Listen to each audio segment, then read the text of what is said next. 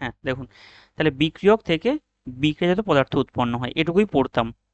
এখন আমাদেরকে জানতে হবে এই বিক্রিয়কগুলোকে আমরা দুটো অংশে বিভক্ত করতে পারি। কি কি?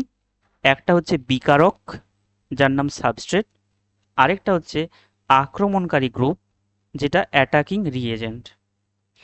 যেহেতু আমরা অর্গানিক কেমিস্ট্রি পড়তে শুরু করছি, তো বিকারক মানেই এর মধ্যে আপনি মাস্ট কার্বন পাবেন, মাস্ট কার্বন থাকবে, যেহেতু আমরা অর্গানিক কেমিস্ট্রি পড়তে শুরু করছি। আর এই যে আক্রমণকারী গ্রুপ, এর মধ্যে আপনার কার্বন থাকতেও পারে, নাও থাকতে পারে। অর্থাৎ এই অ্যাটাকিং গ্রুপটা যখন এই বিকারকটাকে আক্রমণ করবে, তখন বিক্রিয়া শুরু হবে। এবার দেখুন, যখনই এই আক্রমণ গ্রুপটা বিকারকের কাছে পৌঁছাবে অ্যাটাক আক্রমণ করতে, তখন এই বিকারক নিজের মধ্যে কিছু বন্ধন বিভাজিত করে অন্তর্বর্তী যৌগ তৈরি করে। তাহলে বিকারক থেকেই কিন্তু এই ইন্টারমিডিয়েট বা অন্তর্বর্তী যৌগটা তৈরি হয়। অন্তর্বর্তী যৌগগুলো কি কি হয়, এই নামগুলো আমরা আগে শুনে শুনে এসেছি, যেমন কার্বোক্যাটায়ন, কার্ব অ্যানায়ন, মুক্তমূলক, কার্বিন, আর হচ্ছে বেনজাইন। এই হচ্ছে আমাদের সিস্টেম। কিন্তু যারা 11-12-এর জন্য প্রিপারেশন নিচ্ছেন, তারা অবশ্যই কার্বিন এবং বেনজাইনগুলো পড়বে। আমাদের সিলেবাসে ভালো করে পড়তে হবে কার্বোক্যাটায়ন, কার্বানায়ন আর মুক্তমূলক, এই টপিকগুলো খুব ডিটেলসে পড়তে হবে। আচ্ছা, এবার দেখুন আক্রমণকারী গ্রুপ কি কি হতে পারে। সেটা হচ্ছে নিউক্লিওফাইল হতে পারে, ইলেকট্রোফাইল হতে পারে, মুক্তমূলক হতে পারে। এবার একটা জিনিস কমন আপনি দেখতে পাচ্ছেন, স্যার আক্রমণকারী গ্রুপেও লেখা আছে মুক্তমূলক, আবার অন্তর্বর্তী যৌগতেও লেখা আছে মুক্তমূলক। এটা আবার কি ধরনের? দেখুন, যেটা আক্রমণকারীতে মুক্তমূলক, সেটা আপনার কার্বনও হতে পারে, অন্য কোনো অ্যাটমেও হতে পারে, যেমন ধরুন সিএল ডট, তাহলে এটা মুক্তমূলক হয়ে গেল। আপনার এখানে যে রেজা অন্তর্বর্তী যৌগতে মুক্তমূলক, এটা যেহেতু বিকারক থেকে আসছে, ওটা অবশ্যই আপনার কার্বনের উপর ডট থাকবে, মানে এটাই হচ্ছে আপনার মুক্তমূলক, ওটা কার্বনের উপরেই থাকবে। এবার দেখুন, তাহলে এখানে যখন এই অন্তর্বর্তী যৌগটা স্থায়ী হবে, তাহলে আপনার পরবর্তী যে বিক্রিয়া সেটা ভালো হবে। অর্থাৎ আপনাকে সবসময় দেখতে হবে যে অন্তর্বর্তী যৌগটা স্থায়ী হচ্ছে কিনা। সাপোজ ধরুন কোনো একটা বিক্রিয়াতে আমার কার্বোক্যাটায়ন উৎপন্ন হয়েছে, প্লিজ মাইকগুলো বন্ধ করে দিন। যে যদি কোনো জায়গায় যদি আমাদের কার্বোক্যাটায়ন তৈরি হয়, তাহলে কার্বোক্যাটায়নটা কিভাবে স্থায়িত্ব পাবে? এই যে আমরা টপিকগুলো পড়লাম, রেজোন্যান্স পড়েছি, হাইপার কনজুগেশন পড়েছি, ইন্ডাকটিভ এফেক্ট পড়েছি, ওই এফেক্টগুলোর দ্বারাই এই অন্তর্বর্তী যৌগগুলো স্থায়িত্ব অর্জন করবে। তাই আমরা আগে ওই এফেক্টগুলো পড়লাম। এবার বুঝতে পেরেছেন সিরিজটা কেমন? আগে আমরা কেন ওগুলো পড়তে গেলাম? আগেই তো আমি বিক্রিয়া মেকানিজম শুরু করতে পারতাম। এই অন্তর্বর্তী যৌগগুলোকে স্থায়ী দিতে গেলে আপনাকে ওই এফেক্টগুলো পড়ে আসতে হবে। তাই আমরা আগে ওটা শেষ করেছি, আর এখন আমরা এই টপিকটা ডিসকাশন করব। এবার শুনুন আরেকটা কথা বলে দিই। এই যে স্যার বিক্রিয়ক থেকে আপনি লিখেছেন মাঝে অন্তর্বর্তী যৌগ, তাহলে কি সমস্ত বিক্রিয়াতেই ইন্টারমিডিয়েট বা অন্তর্বর্তী যৌগ থাকে? না, কোনো বিক্রিয়াতে থাকবে, কোনো বিক্রিয়া থাকবে না। যেখানে এই অন্তর্বর্তী যৌগ থাকবে সেটা দুটো স্টেপের মাধ্যমে হবে। যেমন আপনারা শুনেছেন SN1 বিক্রিয়া, SN2 বিক্রিয়ার কথা শুনেছেন, বা বিভিন্ন জায়গায় কোশ্চেনও দেখেছেন। তো SN1 বিক্রিয়াতে দুটো স্টেপ হয়, সেখানে অন্তর্বর্তী যৌগ তৈরি হয়, তারপর সেখানে বিক্রিয়া হয়, দুটো ধাপে হয়। আর যেমন SN2 বিক্রিয়াতে সেখানে কোনো অন্তর্বর্তী যৌগ তৈরি হয় না, সেখানে হয় একটা ঘটনা, সেটা ট্রানজিশন স্টেট, বা ওটা অন্তর্বর্তী যৌগ নয়। তো আমাদের যেটা মনে রাখতে হবে, প্রতিটা বিক্রিয়া মাত্রেই, সেটা ইনঅর্গানিক বলুন বা অর্গানিক বলুন, প্রত্যেকটা বিক্রিয়াতে transition state available. Transition state বা অন্তর্বর্তী অবস্থা বলা হয়। আর অন্তর্বর্তী যৌগ বা ইন্টারমিডিয়েট, এটা সব বিক্রিয়াতে থাকবে এরকম কোনো মানে নেই। কোনো বিক্রিয়ায় থাকবে, কোনো বিক্রিয়ায় থাকবে না। কিন্তু অন্তর্বর্তী অবস্থা বা ট্রানজিশন স্টেট, এটা সব বিক্রিয়াতে থাকে। বন্ধনের বিভাজন, বন্ধনের গঠন, এটা তো সব বিক্রিয়াতেই হয়, তো ওটা সব জায়গাতেই থাকবে। তাহলে এই হচ্ছে আমাদের ইনিশিয়াল টপিক। তাহলে এখানে আমরা যেটা বুঝলাম, আক্রমণকারী গ্রুপগুলো বিকারককে অ্যাটাক করবে, বিকারক থেকে অন্তর্বর্তী যৌগ তৈরি হবে, অন্তর্বর্তী যৌগের স্থায়িত্ব ব্যাখ্যা করব। যেখানে অন্তর্বর্তী যৌগ স্থায়ী হবে, সেখান থেকে মেজর প্রোডাক্ট উৎপন্ন হবে, আর যদি স্থায়ী না হয় তাহলে মাইনর প্রোডাক্ট। আর আমাদের পরীক্ষায় জানতে চায় কি, বা সমস্ত জায়গায় জানতে চায় মেজর প্রোডাক্টটা কি। তাহলে আমাদের খুব ভালো করে জানতে হবে এই অন্তর্বর্তী যৌগগুলো স্থায়িত্ব কিভাবে পায়। তাহলে তার স্থায়িত্ব কিভাবে হয়, ওই যে আগের এফেক্টগুলো পড়লাম, resonance, hyper conjugation, inductive effect, এইগুলো। বলুন, এই পর্যন্ত সবাই ক্লিয়ার হয়েছেন? আমরা এখন কি পড়তে চলেছি? Hyper conjugation. হ্যাঁ, অন্তর্বর্তী যৌগ নয়, ভালো করে কথাটা বুঝুন। অন্তর্বর্তী যৌগ যেখানে এখানে লেখা আছে কার্বোক্যাটায়ন, কার্বেনায়ন, মুক্তমূলক, কার্বিন, বেনজাইন, এগুলো অন্তর্বর্তী যৌগ। ওদের স্থায়িত্ব ব্যাখ্যা করতে গেলে আমাদের ওই ওই প্রভাবগুলো দরকার। কার কারণে, মানে ধরুন একটা কার্বোক্যাটায়ন আমি লিখলাম, মন দিয়ে এটা বুঝুন আগে। CH3, CH3, CH3 লিখলাম, এটা আমার অন্তর্বর্তী যৌগ।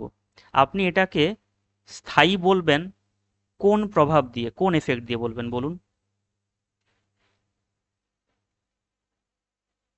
তাহলে এই হাইপার কনজুগেশনটা একে স্থায়িত্ব দেয়, তাহলে হলো প্রভাব। আমি যার দ্বারা অন্তর্বর্তী যৌগকে স্থায়িত্ব দিচ্ছি, ওগুলো হচ্ছে ইলেকট্রনীয় প্রভাব। হুম।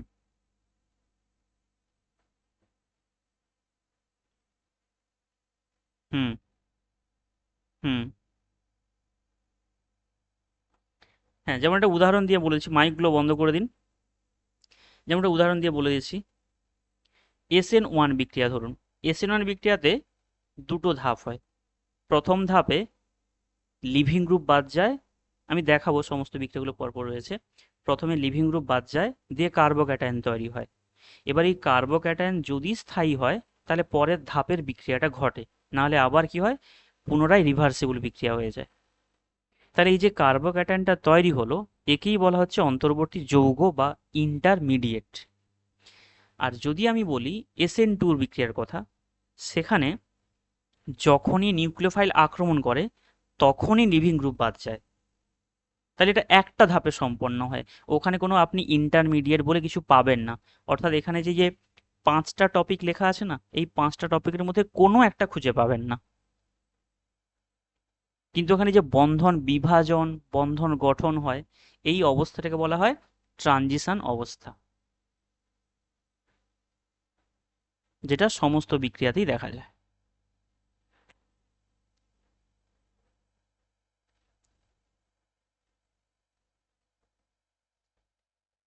বুঝতে পারলেন? চলুন আমরা বিক্রিয়াতে দেখে নিই কিভাবে হয়।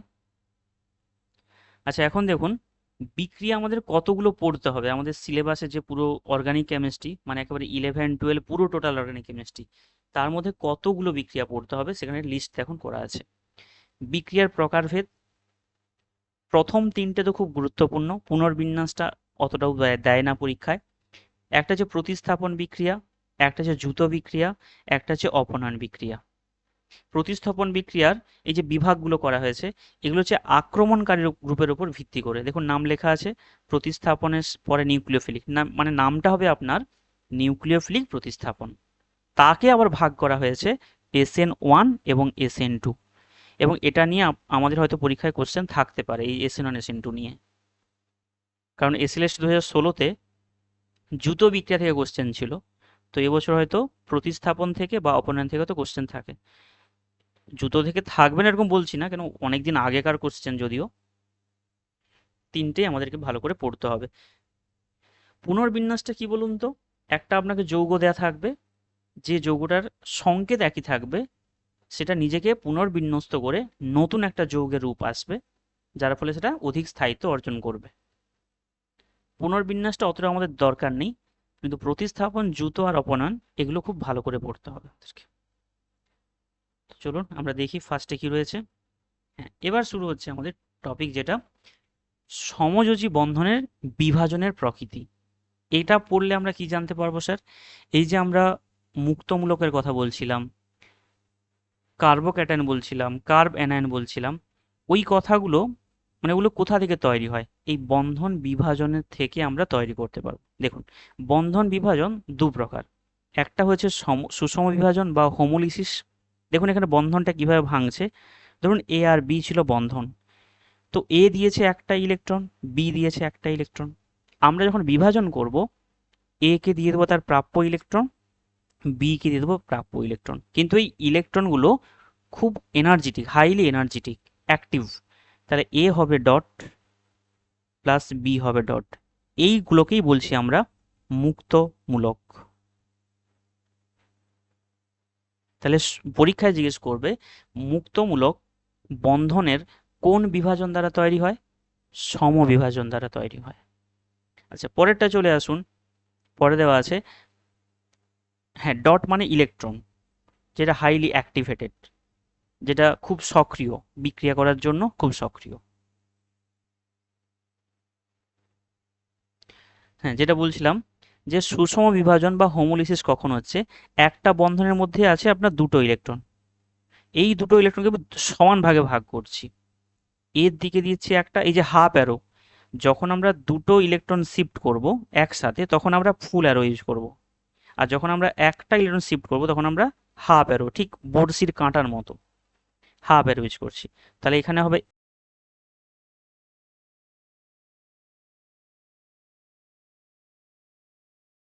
এখানে হলো মুক্তমূলক।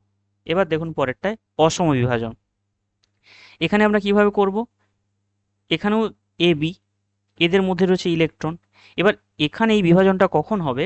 যদি দুটো অ্যাটমের, মাইকগুলো বন্ধ করে নিন, এ বি যে দুটো অ্যাটম আছে, ধরুন দুটো অ্যাটমের ইলেকট্রোনেগেটিভিটির পার্থক্য অনেক বেশি। ধরুন এটা ধরুন অনেক কম, এটা ধরুন আমি একটা মান লিখছি, ধরুন সাপোজ এটা 1, এটা হচ্ছে ধরুন 6, মোটামুটি বোঝানোর জন্য বলছি। তাহলে এখন যেহেতু যার ইলেকট্রোনেগেটিভিটি বেশি হবে, ইলেকট্রনগুলোকে সেই টেনে নিতে চেষ্টা করবে, তখন ইলেকট্রনটা একজনের দিকে চলে যায়। এই যে প্রাপ্য ইলেকট্রন তো দুজনে দুটো সমানভাবে দিয়েছিল, বি দিয়েছে একটা, এ দিয়েছে একটা, বাট দুটো ইলেকট্রন চলে যাচ্ছে একজনের দিকে। তাহলে বিটা হয়ে যাবে এখন মাইনাস হয়ে গেল। কেন মাইনাস? ও তো দিয়েছিল একটা, কিন্তু পেয়ে গেল এক্সট্রা একটা।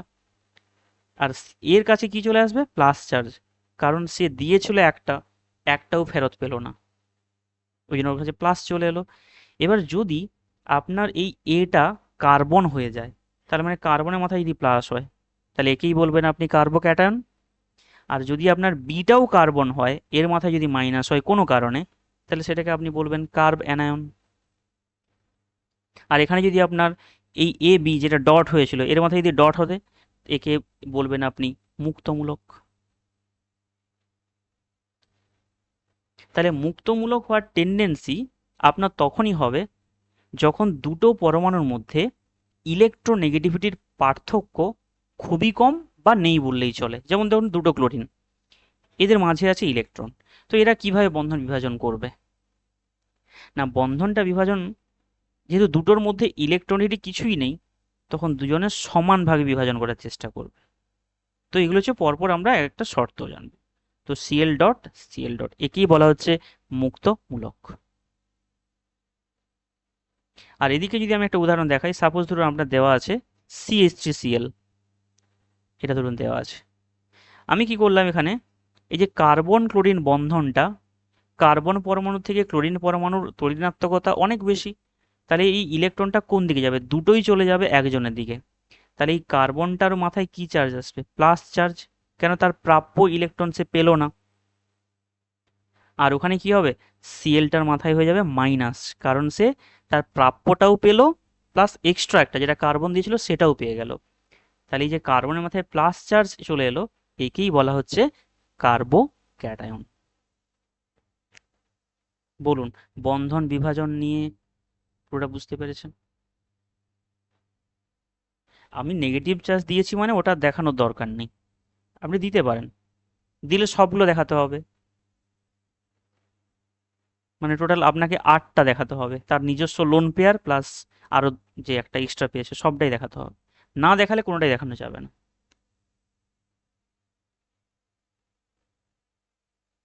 হুম। হুম। হ্যাঁ, দুটোই দিয়েছি, তাই তো নামটা অসম বিভাজন। সমান ভাগে ভাগ করছি না, দুজনে আছে, কিন্তু একজনকে পুরোটা দিলাম, আরেকজনকে কিছুই দিলাম না, এটাই তো অসম বিভাজন।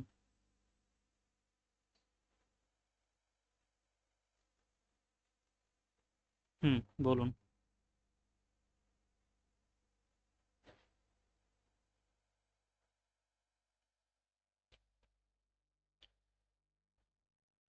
তো আমি আপনার,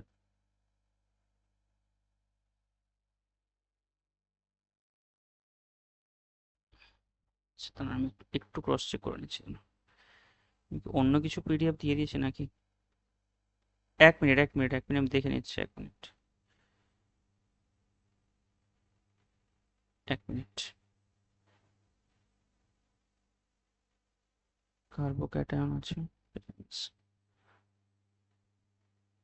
ও আচ্ছা আচ্ছা, এটা আমি আগের আপনাদের পিডিএফটা পাঠিয়ে দিয়েছি, মানে পরে যে আমি এগুলো অ্যাড করলাম এটা অ্যাড করা হয়নি। ঠিক আছে, আমি ক্লাসের পরে এটা আমি পাঠিয়ে দিচ্ছি আপনাদেরকে।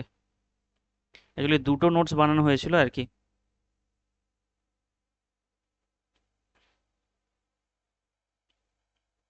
হুম, দেখুন নেক্সট পরের পার্ট যেটা আমরা জানবো, আক্রমণকারী গ্রুপ সম্পর্কে। আচ্ছা, আক্রমণকারী গ্রুপগুলো কি কি, এগুলো সম্পর্কেও আমাদের পরীক্ষায় কোশ্চেন আসবে এগুলো নিয়ে।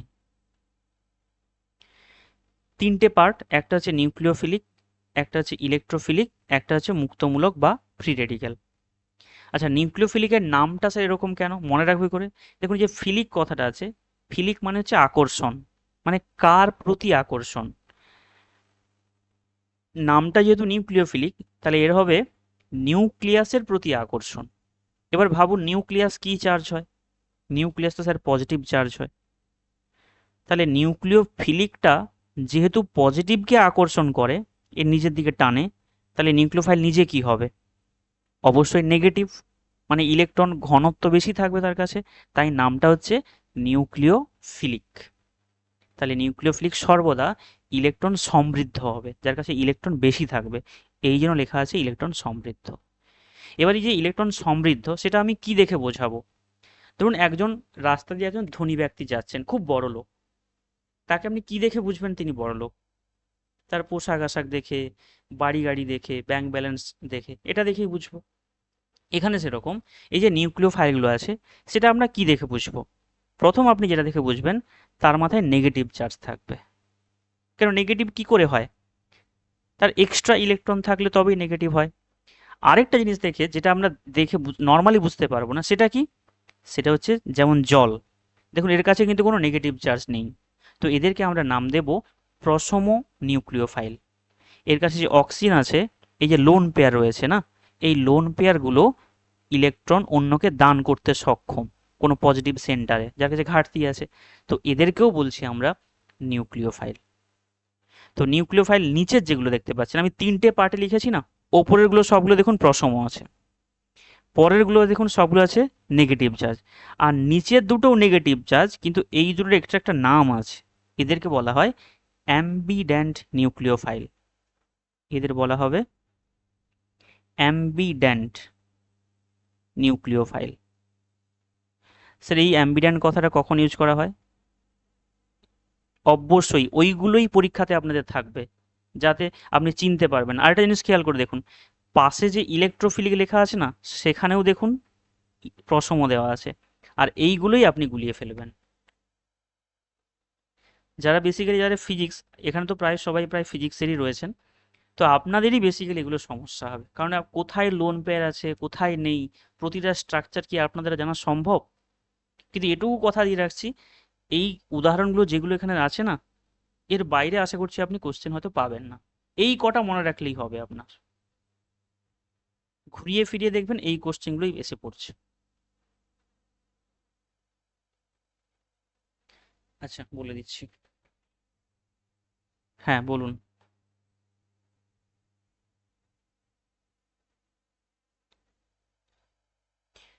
যার দুটো বা তার বেশি থাকবে, কিন্তু যখ- যখন অ্যাটাক করবে, হ্যাঁ যখন অ্যাটাক করবে, তখন একটাই মাত্র সেন্টার দিয়ে অ্যাটাক করবে। আছে দুটো, কিন্তু অ্যাটাক করার সময় একটা ইউজ করবে, দুটো একসাথে অ্যাক্টিভ হবে না। আমার দুটো হাতই ধরো কার্যকরী, কিন্তু আমি যখন কাজ করতে যাই, কোনটা কাজ করতে যাচ্ছি, আমার ডান হাতটাই তো আগে, আগে মানে ওই কাজটা করতে যায় আগে। তো এখানে সেরকম, আছে তার দুটো সেন্টার, অ্যাক্টিভ হবে একটা সেন্টার। আচ্ছা, যেটা বলছিলেন নিউট্রালগুলো এক্সপ্লেন করে কথা কথা আমি তাহলে স্ট্রাকচারগুলো এঁকে দিচ্ছি, আপনারা তাহলে একটু এঁকে নিতে পারেন। যেটা জল আছে, এর মধ্যে অক্সিজেন আছে দুটো লোন পেয়ার। আর এগুলো আপনি আরও ভালো করে জানতে পারবেন যখন আপনার রাসায়নিক বন্ধন চ্যাপ্টার ডিসকাশন হবে, সেখানে আপনি অলরেডি লোন পেয়ার তো বের করতেই হবে গঠন আকৃতি করতে গেলে, সেখানে আপনি ভালো করে জেনে নিতে পারবেন। তাও বলে দিচ্ছি, এখানে নাইট্রোজেনের উপরে আছে লোন পেয়ার একটা। আচ্ছা, পরেরটা আছে অ্যামিন, RNH2, এর ওখানেও নাইট্রোজেন রয়েছে একটা লোন পেয়ার। নাইট্রোজেন যখন তিনটে বন্ধন করবে তার একটা লোন পেয়ার থাকবে। পরেরটা রয়েছে আপনার অ্যালকোহল, এটা কি হবে? ROH, ঠিক জলের মতো। দেখুন প্রতিটাতে লোন পেয়ার রয়েছে। আর হচ্ছে যে কোনো একটা গ্রুপ, সেটা মিথাইল হতে পারে, ইথাইল হতে পারে, ফিনাইল হতে পারে। হ্যাঁ, গ্রুপগুলো নিয়েও আমি ডিসকাশন করেছি প্রথম দিন ক্লাসে। প্রথম ক্লাসে গ্রুপগুলো নিয়ে ডিসকাশন করেছি, একেবারে প্রথম ক্লাস।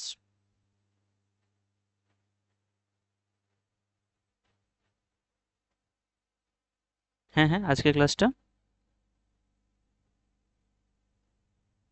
হুম।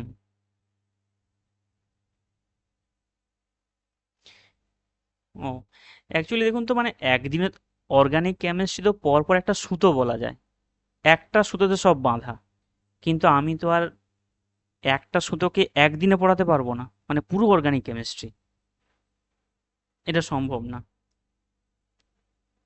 তো একদিনে পুরোটা পড়ালে তবে কি হতো, আমাদের পুরোটাই ক্লিয়ার হয়ে যেত, তাহলে বুঝতে পারতেন কার সাথে কিভাবে কোনটা সম্পর্কিত আছে। আচ্ছা দেখুন, তাহলে সবগুলো নিউট্রালগুলো লিখে দিয়েছি। আচ্ছা, নেগেটিভ চার্জগুলো এখানে দেখানো আছে। আচ্ছা, একটা ব্যতিক্রমিক। হ্যাঁ, না না, আপনি আর মানে যে কোনো অ্যালকাইল গ্রুপ, অ্যারোমেটিক গ্রুপ, যেটা খুশি নিতে পারেন আপনি। এটা অ্যালিফ্যাটিক অর অ্যারোম্যাটিক, আপনি যেটা খুশি নিতে পারেন। হ্যাঁ, অবশ্যই হবে। শুধু ইথাইল ইথাইল প্রোপাইল না, আমি বললাম যে আপনি যে কোনো অ্যালিফ্যাটিক অর অ্যারোম্যাটিক যা খুশি নিতে পারেন। আপনাকে হয়তো কেউ বললো ফেনল দিয়েছে, শুনুন, আপনাকে তো ফেনল দিয়েছে, এটা তো অ্যারোমেটিক বেনজিন, এর ওপর ওইচ দেওয়া আছে, তাহলে এটা কি হবে বলুন? এটা নিউক্লিওফাইল হবে না ইলেকট্রোফাইল হবে বলুন দেখি? আপনি বলবেন এটা তো স্যার করায়নি"। করিয়েছে স্যার, দেখুন এইটা। আর ওই আর গ্রুপটা আপনার মিথাইলও হতে পারে, ফিনাইলও হতে পারে, এখানে লোন পেয়ার রয়েছে।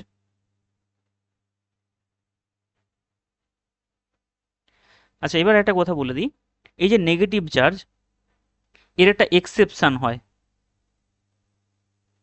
এক্সেপশন হয়, সেটা কি না, BF4-। আপনি এটাকে মাইনাস দেখতে পাচ্ছেন, অথচ এটা, মাইকগুলো বন্ধ করে দিন। হ্যাঁ, দেখুন এই যে BF4- যেটা আছে, আপনি এর মধ্যে মাইনাস চার্জ দেখতে পাচ্ছেন, অথচ এটা নিউক্লিওফাইল হবে না। কেন হবে না স্যার? চলুন একটু ব্যাখ্যা করে বলা যাক। দেখুন কেন হয় না এটা, এখানটায় বলে দিচ্ছি। প্রথমত এটা থাকে BF3, এই BF3-র মধ্যে এর অষ্টক পূর্তি নেই, এর বাইরে আছে 6টা ইলেকট্রন। তো 6টা ইলেকট্রন থাকলে সেটা স্থায়ী হবে না। যে পিরিয়ডিক টেবিলের বেশিরভাগ মৌলগুলো চেষ্টা করে কি তার বাইরে কক্ষপথে যেন 8টা ইলেকট্রন থাকে, তাহলে এর বোরনে তো অষ্টক নেই। এবার এর কাছে আমি কি নিয়ে এলাম, একটা মাইনাস, মানে ফ্লুরাইড আয়ন নিয়ে আসলাম, F-। এর কাছে কি রয়েছে, এর অষ্টক পূর্তি রয়েছে।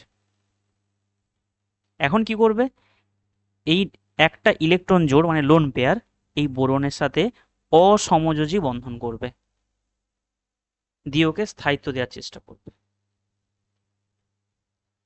তাহলে এটা কি আমরা একবারে লিখি কিভাবে, BF4-। তাই মাইনাসটা কার বলুন তো, এই যে F-টা, এ তো এখন BF থেকে স্থায়িত্ব দিতে এসছে। আপনি বলবেন স্যার যদি এই মাইনাসটা অন্য কাউকে দিয়ে দেয় তাহলে তো BF3 আনস্টেবল হয়ে যাবে, অস্থায়ী হয়ে যাবে।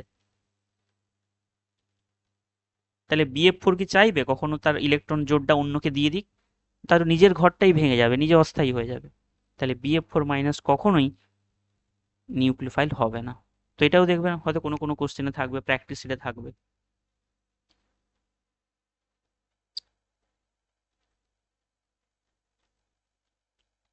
এটা হচ্ছে অসমযোজী বন্ধন বলা হয়। দেখুন এটাও বলে দিচ্ছি,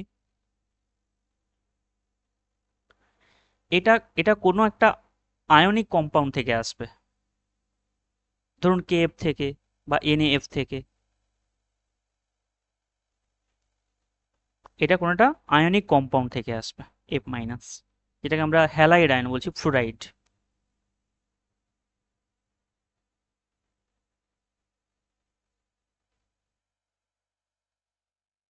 SH থায়োল গ্রুপ বলা হয়, SH।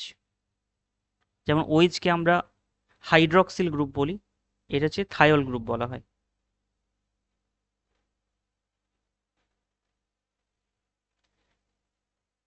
থায়োল, হ্যাঁ, THIOL, থায়োল।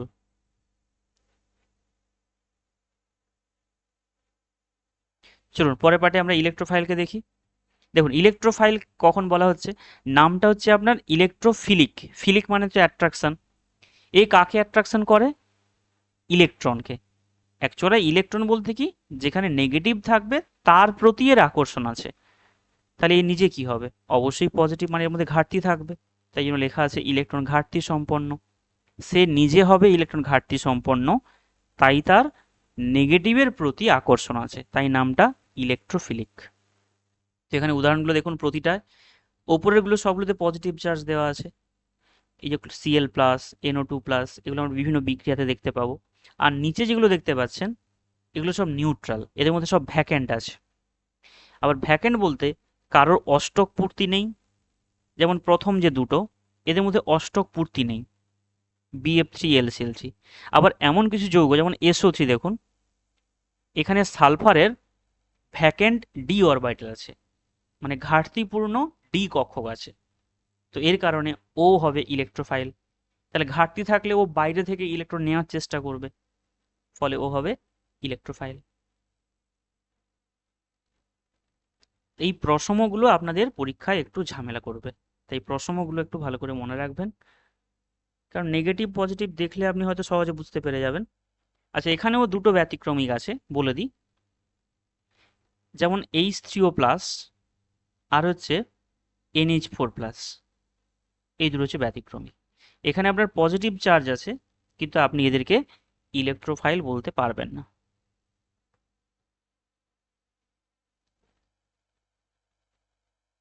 এটা হচ্ছে এদের মধ্যে এক্সেপশন।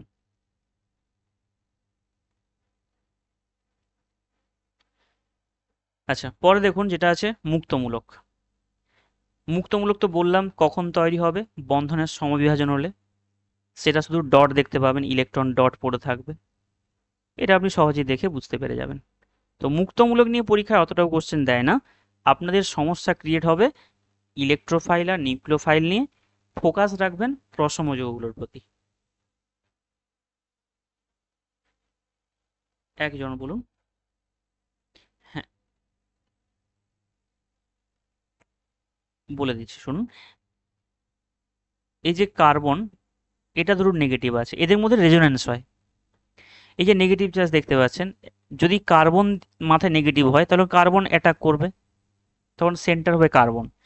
যখন আমি পরের রেজোন্যান্স স্ট্রাকচারটা আঁকবো, যদি এই নেগেটিভটা আমি শিফটিং করাই এখানে, এই বন্ডটা এখানে চলে যাবে, তখন হয়ে যাবে নাইট্রোজেনটা নেগেটিভ, তখন নাইট্রোজেন অ্যাটাক করবে।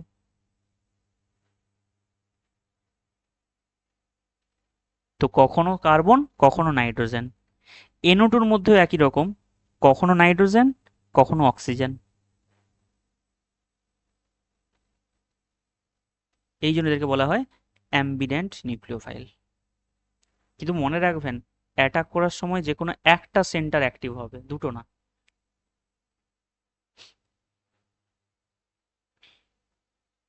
হ্যাঁ, আরেকজন কে কি জিজ্ঞেস করছিলেন বলুন। হ্যাঁ, এই জন্যই আপনার হয়তো মনে পড়ছে, আমি বলতে যাচ্ছিলাম, বলি না এখন বলবো না, ওটা হ্যালোলকেনে বলবো।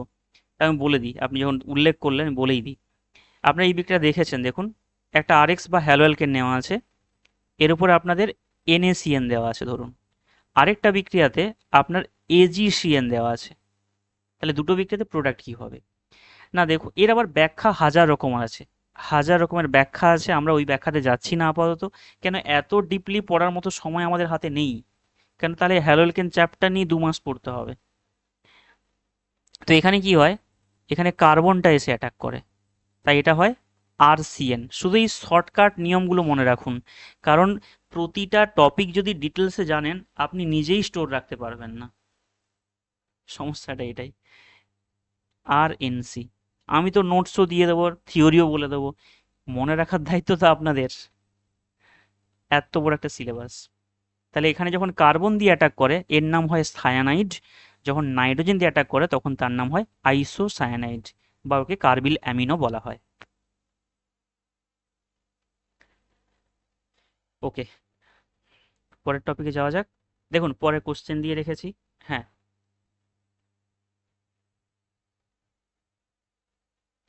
সেটা আমরা ইলেকট্রোফিলিক প্রতিস্থাপনে আসি তাহলে দেখাবো। এখানে তো আমাকে তাহলে বিক্রিয়া করে দেখাতে হবে না?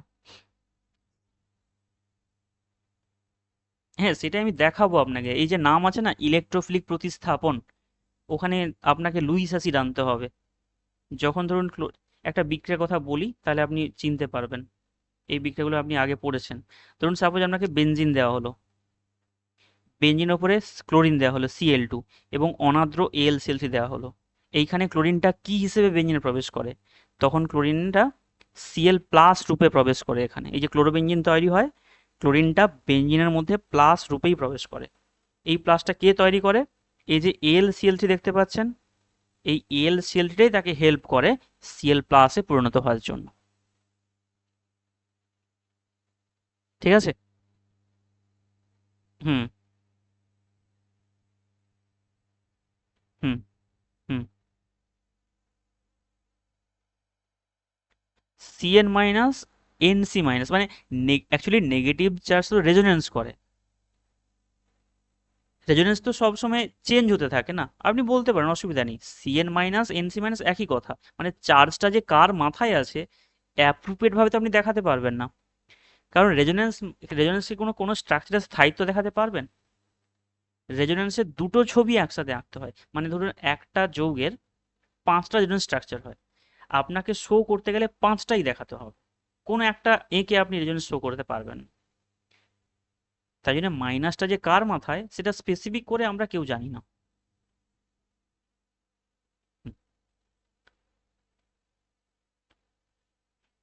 SH মাইনাস, এই যে এটা, হ্যাঁ থায়ল বলেছি এটা। হুম, বলুন এখন কোশ্চেনের অ্যান্সারগুলো দেওয়ার চেষ্টা করুন। কোনটি নিউক্লিওফিলিক বিকারক নয়? হ্যাঁ, তো দেখুন দুটোই, এখানে দুটো নিউট্রাল ছিল, তাহলে এখানে BF3 হবে। হ্যাঁ, এখানে দুটো লোন পেয়ার নয়, লোন পেয়ার একটা।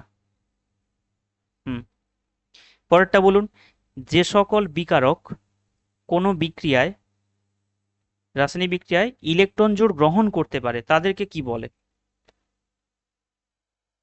Electrophile, simple question. আমাদের বেশি ডিপে যাওয়ার কোনো দরকার নেই, বেশি ডিপে গেলে আপনি জিনিসগুলো মনেই রাখতে পারবেন না, মানে একটা যদি মনে রাখছেন তো আরেকটা ভুলে যাচ্ছেন, ওপর ওপর দিয়ে পুরো টপিকটা কাভার করতে হবে আমাদেরকে। আর আপনি SLST 2016-র কোশ্চেন দেখুন, বা অন্যান্য কোনো বাইরের স্টেটের যে সমস্ত ইউপি বলুন, মাদ্রাসা বলুন, আপনি কোশ্চেনগুলো দেখবেন, খুব ডিপলি কোশ্চেন কিন্তু নেই, কিন্তু পুরো সিলেবাসটা যেন কাভার হয়। পরেরটা বলুন, ইলেকট্রোফাইল সম্বন্ধে কোন তথ্যটি ভুল? এরা রাসায়নিক বিক্রিয়ায় ইলেকট্রন গ্রহণ করে, এরা ইলেকট্রন লাভিং, এদের ইলেকট্রন ঘাটতি আছে না আধিক্য আছে? আধিক্য আছে, আধিক্য মানে বেশি আছে ইলেকট্রনটা। চলুন আজকে যে নতুন যে টপিকটা আমরা শুরু করব এখন, সেটা হচ্ছে নিউক্লিওফিলিক প্রতিস্থাপন বিক্রিয়া, যেটা সবারই প্রায় কোশ্চেন, মানে খুব একটা হার্ড কোশ্চেন, এখান থেকে পরেই প্রায় কোশ্চেনটা SN1 এবং SN2 সম্পর্কে। দেখুন, এই যে SN1 SN2 বিক্রিয়ার ভাগগুলো করা হয়, এটাকে আমরা কার ভিত্তিতে ভাগ করি? আমরা প্রথমে ভাগ করেছি এই যে নিউক্লিওফিলিক প্রতিস্থাপন, ইলেকট্রোফিলিক প্রতিস্থাপন আর মুক্তমূলক প্রতিস্থাপন, এটা ভাগ করেছি। প্লিজ মাইকটা বন্ধ করুন। আমরা ভাগ করেছি রাসায়নিক গতিবিদ্যার উপর ভিত্তি করে ভাগ করেছি। রাসায়নিক গতিবিদ্যা আমাদেরকে কি বলে, না কোনো একটা বিক্রিয়ার হার বাড়াতে গেলে সেই বিক্রিয়ার কি কি প্রভাবগুলোকে চেঞ্জ করতে হবে, সেখানে গাঢ়ত্ব পরিবর্তন করতে হয়, উষ্ণতার পরিবর্তন করতে হয়। এই যে বিক্রিয়ার হার কার কার উপর নির্ভর করে, সেটা হচ্ছে রাসায়নিক গতিবিদ্যায় আমরা ডিসকাশন করব। তো এখানে তার উপর ভিত্তি করে আমরা লিখেছি SN2 এবং SN1 দুটো। ফুল ফর্মগুলো ভালো করে খেয়াল করবেন, এখান থেকে কিন্তু ছোট একটা কোশ্চেন বলে দিতে পারে। আচ্ছা, এই টু এর মিনিংটা কি বলুন, টু মানে কি? এই যে SN2, টু এর অর্থ কি, এটাই দেখা গেলো পরীক্ষায় কোশ্চেন দিল। বা এখানে যে ওয়ান লেখা আছে, এই ওয়ানের অর্থ কি, কেউ একজন বলুন। এটাই তো অর্ডার হবে। হ্যাঁ, তাহলে কোনটা সঠিক? হুম, দেখুন, দেখুন কতগুলো অ্যান্সার দাঁড়াচ্ছে, তাহলে তাহলে সঠিকটা কি? আপনি নামটা পড়ে দেখুন, নামের মধ্যে দেওয়া আছে সাবস্টিটিউশন, নিউক্লিওমিলিক, নিউক্লিওফিলিক, বাই মলিকিউলার। মলিকুলার কথার বাংলা অর্থ হচ্ছে আণবিকতা। আরেকটা হয় যেটা আপনারা বলছেন অর্ডার, অর্ডারের বাংলা কি? এর বাংলা হচ্ছে ক্রম। তো দুটো কথা কিন্তু ভিন্ন সম্পূর্ণ, ক্রম আলাদা, অর্ডার আলাদা। স্যার ক্রম আর অর্ডার, এবার বলি শুনুন, এখানে এই যে যেটা SN2 বিক্রিয়া, তার কিন্তু ক্রম দুই হয়। তাই বলে আমরা এটা বলতে পারি না আণবিকতা যা আর অর্ডারও তাই, এটা কখনোই নয়। দুটো সমান হয়ে যায়। কিন্তু এটা আমাদের কেমিক্যাল কাইনেটিক্সের বইতে ছোট্ট করে লেখা আছে, যে সমস্ত বিক্রিয়াগুলো এক ধাপে সম্পন্ন হয় বা এলিমেন্টারি স্টেপ বিক্রিয়া বা মৌলিক বিক্রিয়া বলা হয়, যারা এক ধাপে সম্পন্ন হয়, তাদের ক্ষেত্রে আণবিকতা এবং ক্রম দুটো একই হয়। তাই বলে দুটো টার্মের মিনিং কিন্তু এক হয়ে যাবে না। আরেকটা কথা শুনুন, এই আণবিকতা হচ্ছে থিওরিটিক্যাল ভ্যালু, মানে একটা বিক্রিয়া সম্পন্ন করার জন্য মিনিমাম যতগুলো আপনি অণুকে নিয়েছেন সেটা। আর যেটা আপনি দেখতে পাচ্ছেন অর্ডার বা ক্রম, এটা হচ্ছে এক্সপেরিমেন্টাল ভ্যালু। আপনাকে প্র্যাকটিক্যাল করে বুঝতে হবে যে বিক্রিয়ার হার আসলে কতগুলো অণুর উপর নির্ভর করে। দেখা গেলো বিক্রিয়া আমার দুজন উপস্থিত আছে, ধরুন এ আছে প্লাস বি আছে, প্র্যাকটিক্যাল করে আমি দেখছি যে এর গাঢ়ত্বটাকে বৃদ্ধি করলে বিক্রিয়ার হার বাড়ে, কিন্তু বি এর গাঢ়ত্ব যতই বাড়াই না কেন আমার বিক্রিয়ার হার বাড়েই না। তাহলে প্র্যাকটিক্যাল করে দেখতে হবে আমাকে। তাহলে অর্ডারটা হচ্ছে বা ক্রম হচ্ছে এটা প্র্যাকটিক্যাল ভ্যালু, এর সাথে আণবিকতার কিছু সম্পর্ক নেই। তবে এই লাইনটা বলা আছে, যে বিক্রিয়া এক ধাপে সম্পন্ন হয় তার ক্ষেত্রে আণবিকতা এবং ক্রম দুটো একই হয়। হ্যাঁ বলুন, কে কি বলছিলেন? এটা আমরা এখানে নয়, এটা আমরা অবশ্যই কেমিক্যাল কাইনেটিক্সে পড়বো, সেখানে তো ডিটেলসেই পড়বো এগুলো। শুধু এই দুটো কথাকে একটু নোট করে রাখুন এখন, যে আরেকবার প্রথম, আচ্ছা বলে দিচ্ছি শুনুন। প্রথম কথা বললাম, এই যে টু যেটা লেখা আছে, SN2 যেটা লেখা আছে, এই টু মানে কিন্তু আণবিকতাকে বোঝায়। আর আণবিকতার কথা অর্থ কি, না কোনো একটা বিক্রিয়া সম্পন্ন হতে গেলে ন্যূনতম যতগুলো অণু আমরা প্রয়োজন বা নিয়েছি তাকেই বলা হয় তার আণবিকতা। ন্যূনতম অণুর সংখ্যা একটা বিক্রিয়া সম্পন্ন করতে গেলে। তাহলে SN2 বিক্রিয়াটা করতে গেলে আমাদের দুটো অণু দরকার, কি কি? একটা হচ্ছে বিকারক, যেটাকে আমরা মূলত হ্যালো অ্যালকেন বলে জানি, হ্যালো অ্যালকেনগুলোই বেশি ইউজ করি আমরা। আরেকটা হচ্ছে আপনার যেটা আক্রমণকারী গ্রুপ, তার নাম হচ্ছে নিউক্লিওফাইল। তো ন্যূনতম আমরা দুটো অণু নিয়েছি, তাহলে এটা হচ্ছে আণবিকতা হচ্ছে আপনার কত, দুই। এবার এই অর্ডার কি করে হয়, না অর্ডার হচ্ছে আপনার, এটা প্র্যাকটিক্যাল ভ্যালু, বিক্রিয়ার হার আপনার যদি এই বিকারকের উপর নির্ভর করে প্লাস নিউক্লিওফাইলের গাঢ়ত্বের উপর নির্ভর করে, মানে দুজনের গাঢ়ত্বের উপর নির্ভর করে, তাহলেই আপনি বলতে পারবেন টু। নাহলে ক্রম কিন্তু দুই বলা যাবে না। যেমন আপনি পরেরটাই চলে আসুন, স্যার SN1 বিক্রিয়া যখন হয় সেখানেও তো আপনার দুটো অণুই থাকে, একটা বিকারক থাকে একটা নিউক্লিওফাইল থাকে, কিন্তু ওখানে বিকারকের গাঢ়ত্বের উপর বিক্রিয়ার হার নির্ভর করে, নিউক্লিওফাইলের উপর নির্ভর করে না। এই জন্য ওখানে কি হয়ে যায়, ওখানে ক্রম এক হয়ে যায়। তাহলে আণবিকতা স্যার কেন এক হয়? কারণ তখন আণবিকতার ডেফিনেশন চেঞ্জ হয়ে যায়। না, যে সমস্ত বিক্রিয়া একাধিক ধাপে সম্পন্ন হয়, যেমন ধরো এ থেকে বি হলো, বি থেকে সি হলো, সি থেকে ডি হলো, এখানে তিনটে স্টেপ করেছি। এই তিনটে স্টেপের মধ্যে ধরুন যে কোনো একটা স্টেপ স্লো স্টেপ, ধীর গতি সম্পন্ন, ধীরে হচ্ছে। তো যেখানে ধীরে হচ্ছে সেইখানে বিক্রিয়ক কতগুলো আছে তার উপর আণবিকতা নির্ভর করে। তো মূলত এটা মনে রাখুন, যেটা জিস্ট, ক্রম আর আণবিকতা দুটো আলাদা অর্থ। যে সমস্ত বিক্রিয়া এক ধাপে সম্পন্ন হবে তাদের ক্ষেত্রে ক্রম এবং আণবিকতা একই। এই কথাগুলো আমরা যখন রাসায়নিক গতিবিদ্যা চ্যাপ্টারটা ডিসকাশন করব তখন ডিটেলসে এগুলোই থাকবে, আর ওই পার্টগুলোই পয়েন্টগুলো বেশি করে মনে রাখতে হবে ওই চ্যাপ্টার থেকে। ঠিক আছে, তো আপাতত এই দুটো কথা মনে রাখুন, তারপর আমরা ওখানে ডিটেলসে গেলে পড়বো। তাহলে এই টু মানে কিন্তু আণবিকতা, এবং বিক্রিয়ার ক্রমও হয় দুই, কিন্তু দুটো ওয়ার্ড পৃথক। হ্যাঁ, কারো কিছু কেউ জিজ্ঞাসা করবেন?